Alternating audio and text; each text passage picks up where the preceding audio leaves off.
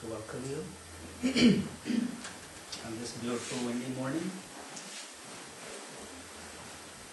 May the Divine Mother protect us, protect our loved ones, keep us in good health and good inspiration.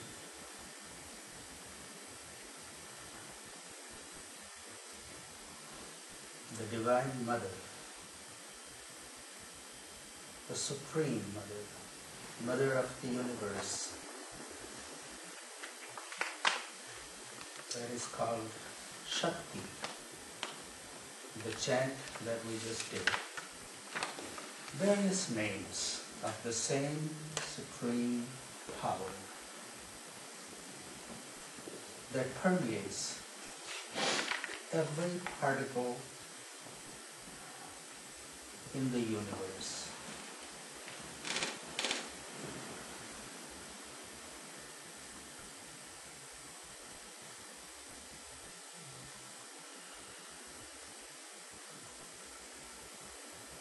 Just imagine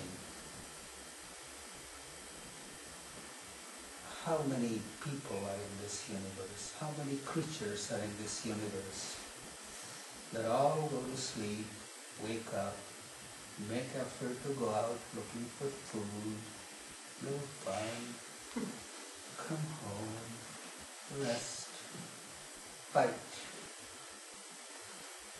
reconcile, go to sleep. Every creature is not only here in the world. Just imagine all those people, all the animals, everybody has their own story. Everybody has their inspiration, aspiration, challenges, drama, struggle.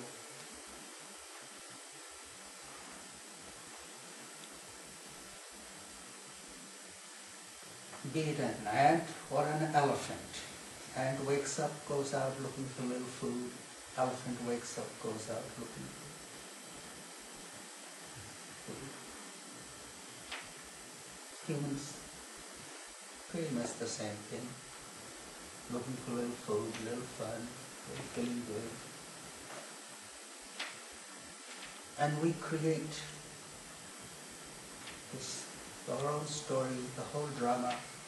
Man sankalpa vikalpate oya jagata vistar. There is an old saying. It is because of the sankalp and vikalp in the mind, the world is created. Now, what is sankalp? Sankalp is, I have an idea and I'm determined to make it happen.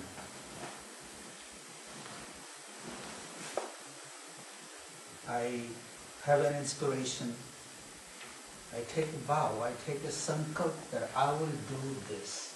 I will make effort for this. And vikalp is an option. So either we take sankalp or we do vikalp. We set a goal, or we find another option to this. And because of these two, the world keeps expanding.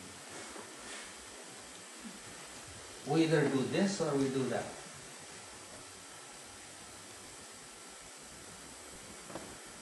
Both are starting in the mind.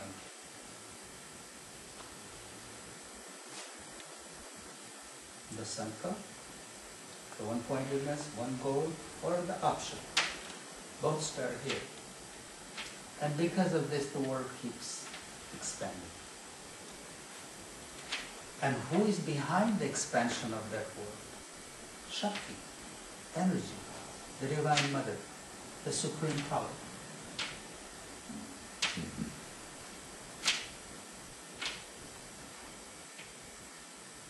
She is within me, she is outside of me, she is in everything.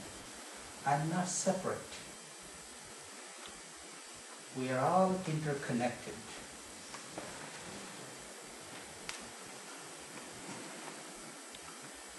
The other day, I was sitting down for dinner, took one spoonful of soup. As I approached the spoon towards my mouth, I became aware of how much was in that soup. It was not just little pumpkin soup. There were so many spices that were grown in some other part of the world. What was behind creating that spice? What was creating behind that spice? There were 10 different spices created all over the world. And how much energy was in each one of them, from being grown to processed to coming shipped across to stores to... And there it was, all in one spoon. Energy from all over the world.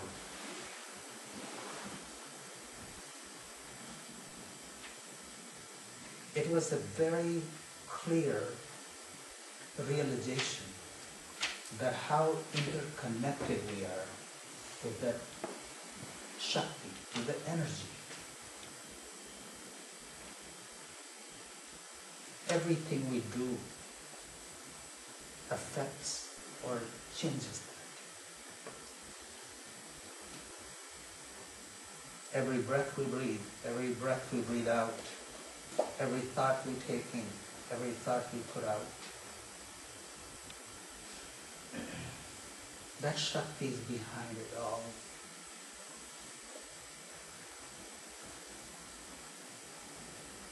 But we limit it. We limit it, me and mine. And then we become like a little frog in a cistern. That's my world, me, my children, my grandchildren, my this, my that, happiness. I'm happy, or I'm miserable.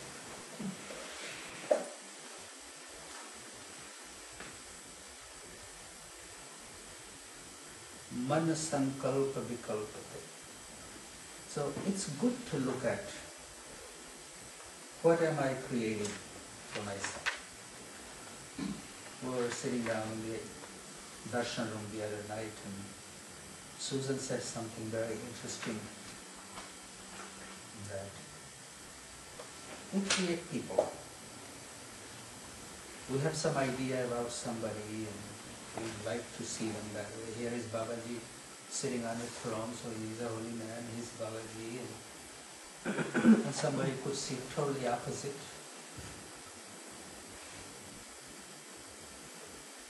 We create for ourselves. There is an old saying about us somewhere, the heaven and hell have not come from somewhere. We create them. We create our own heaven, we create our own hell.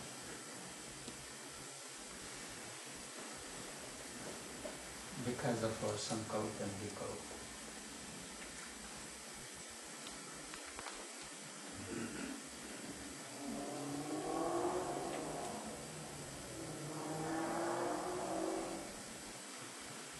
The world is as pure as fire and water.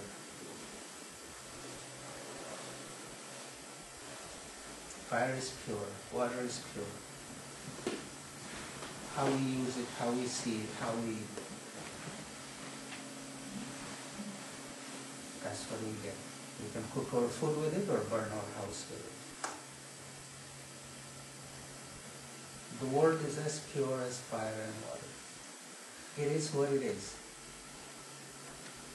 How do I interact with it? How do I receive it? How do I see it?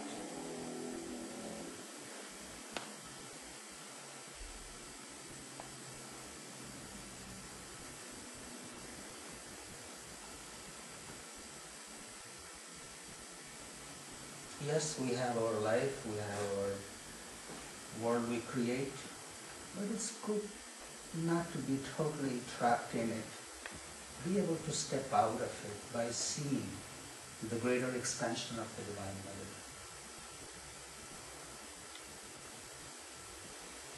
I'm so low, part of it.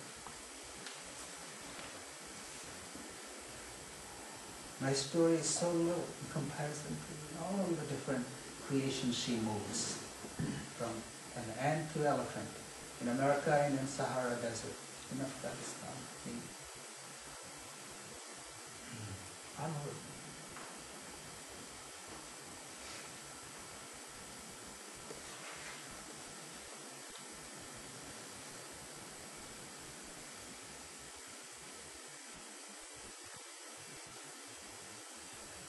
We are not separate from the mother. She is very much present in our life. We are not separate from God. God is very present.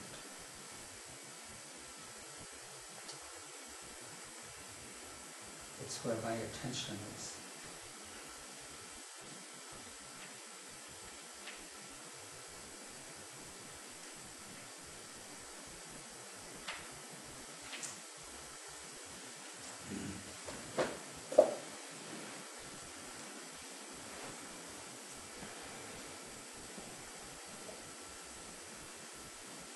Looking at that food, for example, that was just an example. It was either a spoonful of pumpkin soup or it was just a spoonful of energy. It's like a necklace. You look at a necklace, either you call it a necklace or you call it gold. There could be a necklace, there could be a ring, there could be a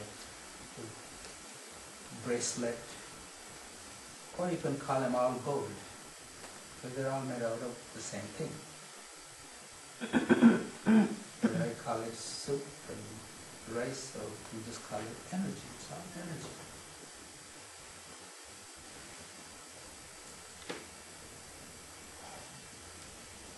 We are all Shakti.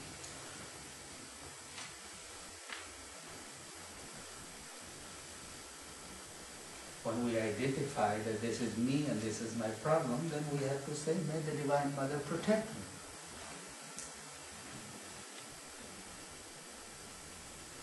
Although she is not separate from us.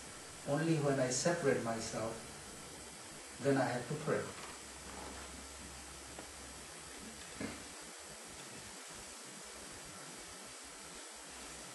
And the day I begin to see that I am not separate, there is no need to.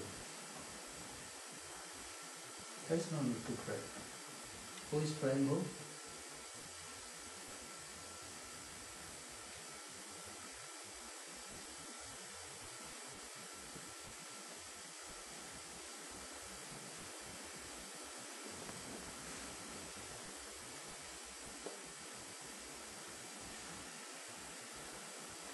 I woke up this morning thinking about the children at the Sonoma Ashram, because I'm leaving right after this satsang.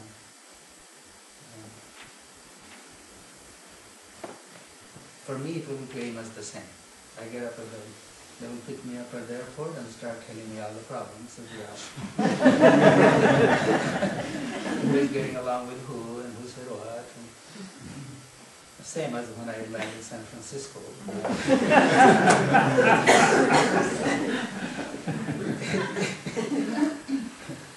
It's the same thing. But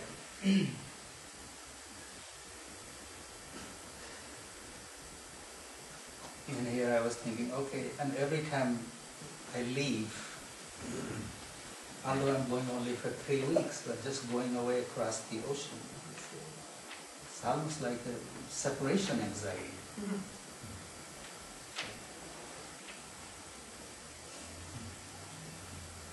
But then I feel it's like it is what it is, that will be fine. This ashram is here, it's not my ashram, this is for you. This is not my ashram, I'm a sadhu, I can pick up my bag and go somewhere else. This is here for this community, it's for you. How do you use it? It's up to you.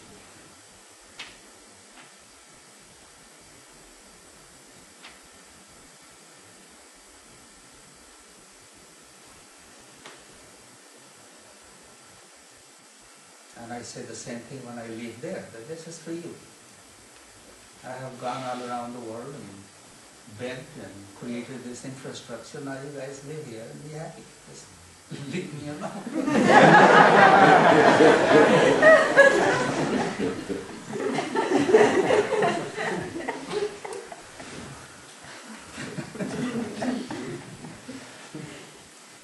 If you create something, then you're responsible. And everybody blames the president.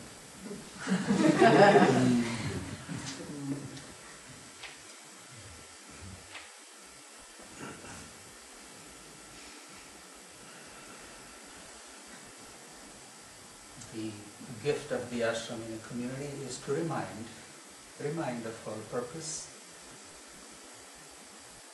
somehow be reminded of your divine self, our connectedness, interconnectedness.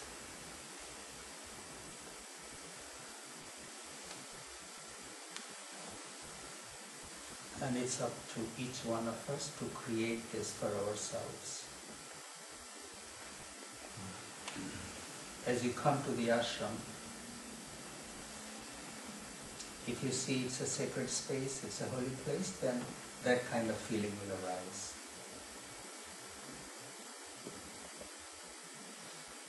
Depending on how I hold this in my heart, that kind of energy will arise from within me. So I would encourage you to keep that in your mind, that ashram is in this community. It's a sacred place. It's for us to gather together and touch that.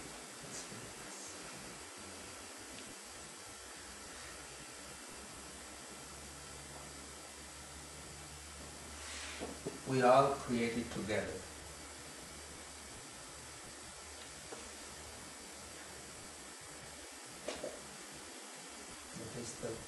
It is the expression of our collective energy, this ashram. Or any.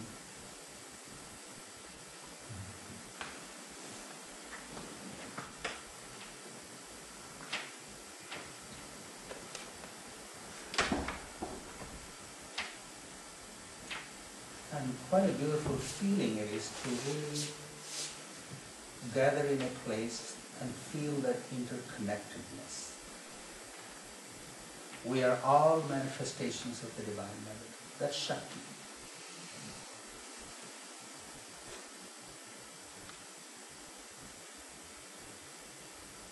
The story that I may be thinking, the problems, this, that, it's all here.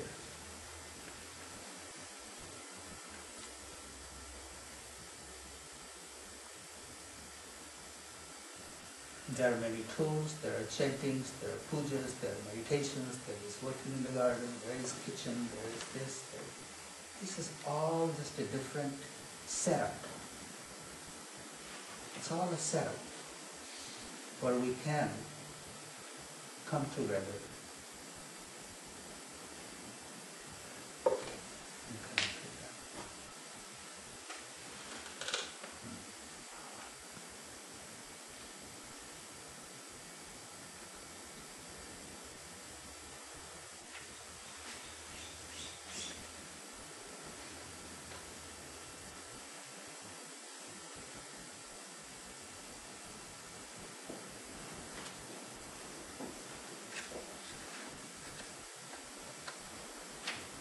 We really never know what waits for us next.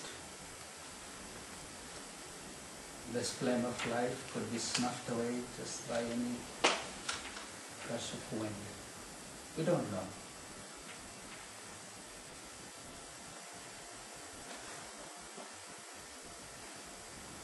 Who knows? I'm leaving today, maybe the plane will crash.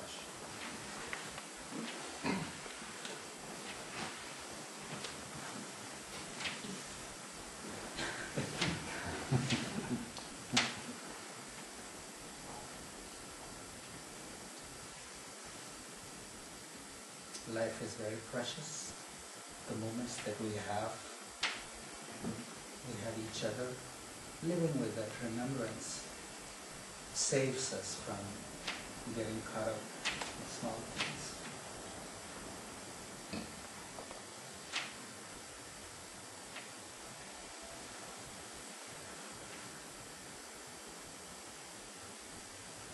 May we find time to appreciate each other.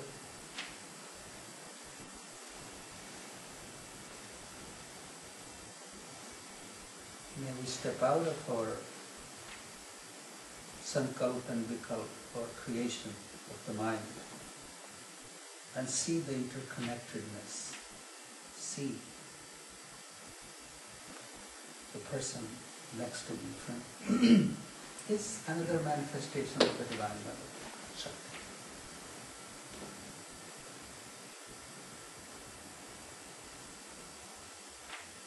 If I can't do anywhere else, at least ashram is created in the community. This is where we can practice, and if we can practice here, maybe we can take it outside of the gate and take it all home. We practice.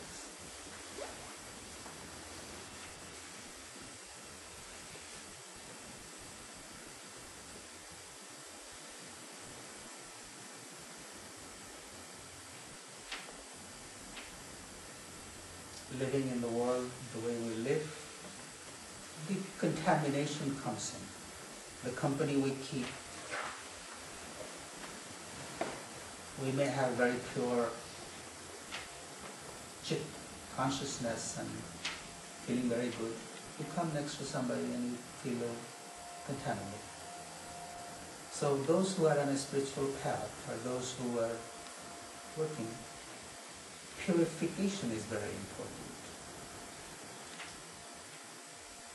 Purification. And it's up to us. What is that ritual of purification for me in my life? You can create your own little ritual of purification. In the ashram, if you see, we do that purification two ways. With the element air, breath. So if you see people are sitting here, closing the right nostril, breathing in through the left, holding, breathing out through the right, 3 times. The feeling is, I'm purifying my whole being in this very moment. So first we set our intention that I'm going to purify. Then I sit and I'm totally with the breath. I'm aware of this breath coming in, feeling myself, breathing out. While I'm doing it, I know that I am being purified in this very moment.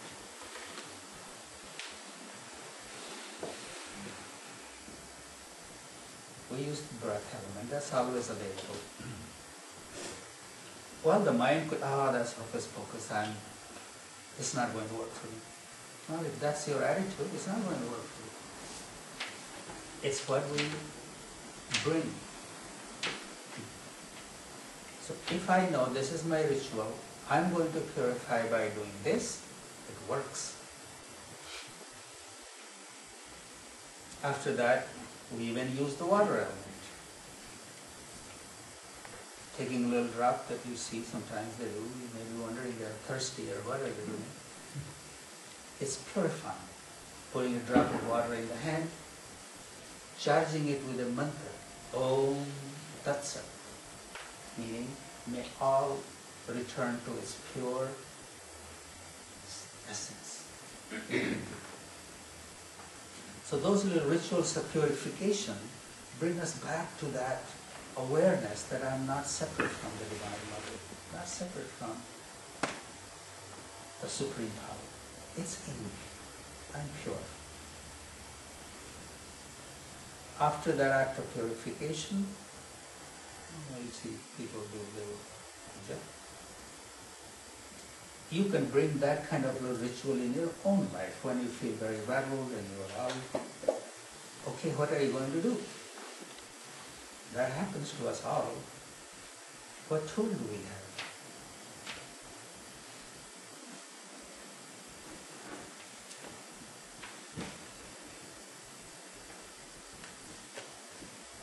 These are at the ashram we share just little simple tools that you can do at your own home.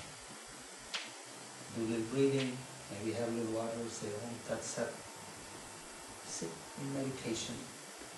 Think about the interconnectedness. The very moment your mind goes to the interconnectedness, your little problem in the system world becomes very small.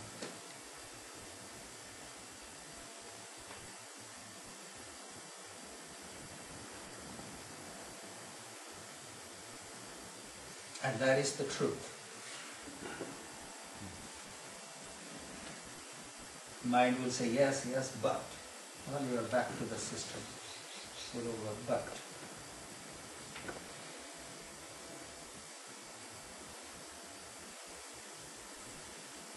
So my saying all this thing is just please remember you are not separate from the mother.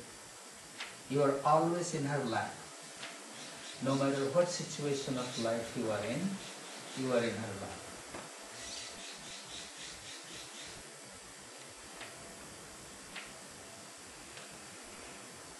It's like sometimes we are like a little child who is just throwing the tantrum.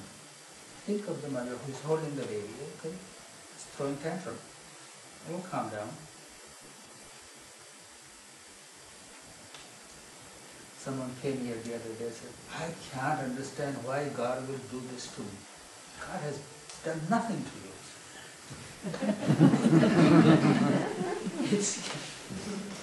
God doesn't do it for you. It's we who create it for ourselves. How we see things, how we react to things, what kind of sankalpa and vikalpa is rising in our mind. We create it. God has nothing to do with it.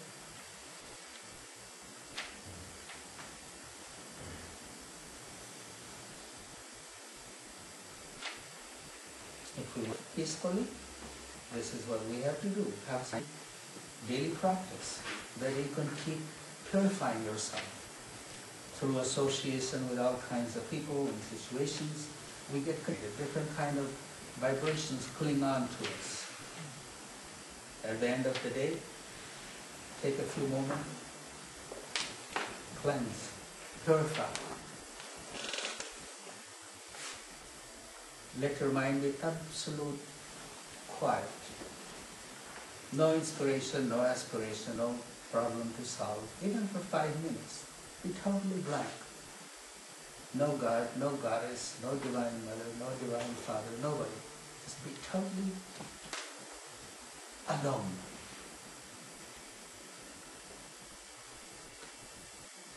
Totally alone.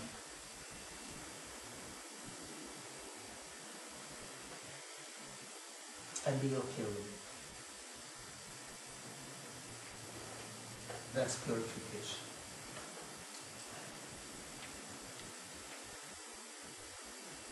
Keep your practice very simple, but doing it daily, even for 5 minutes.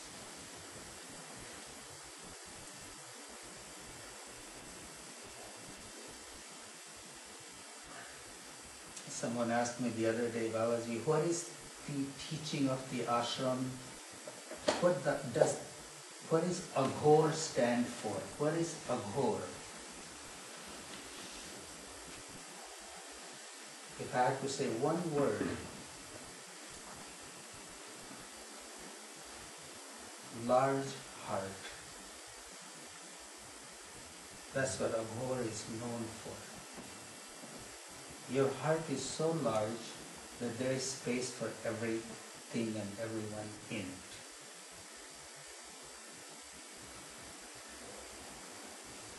This is the characteristics of aghor.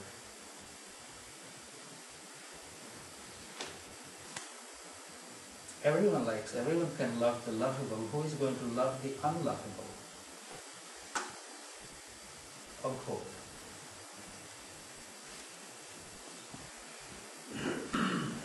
When Baba started his ashram, he had all the misfits living in the ashram, who didn't have any place anywhere.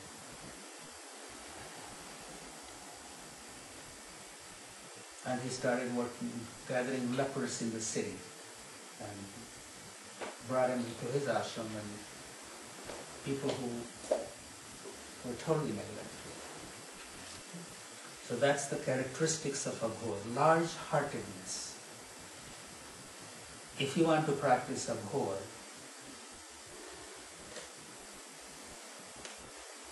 that's one thing. In a situation where you feel your heart is closing or you are getting into judgment, and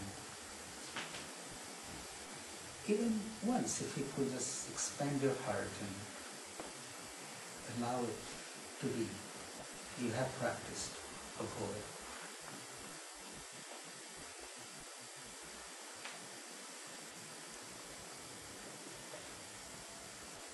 You don't have to change your religion, you don't have to change your whatever it is. Abhor is beyond all those things. Abhor is a state of mind.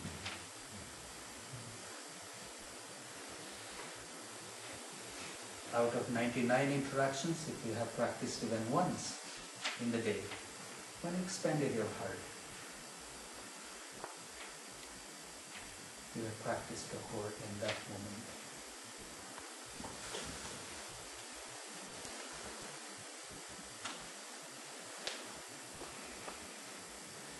You can start that with yourself first.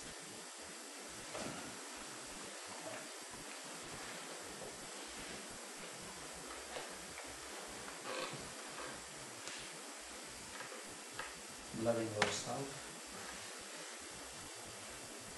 not guilt-tripping too much, just accepting who I am, where I am is fine.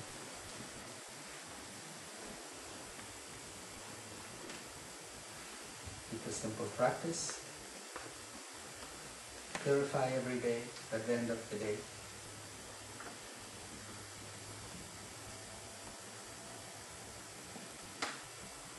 May we all live peacefully. Thank you all so much for being here.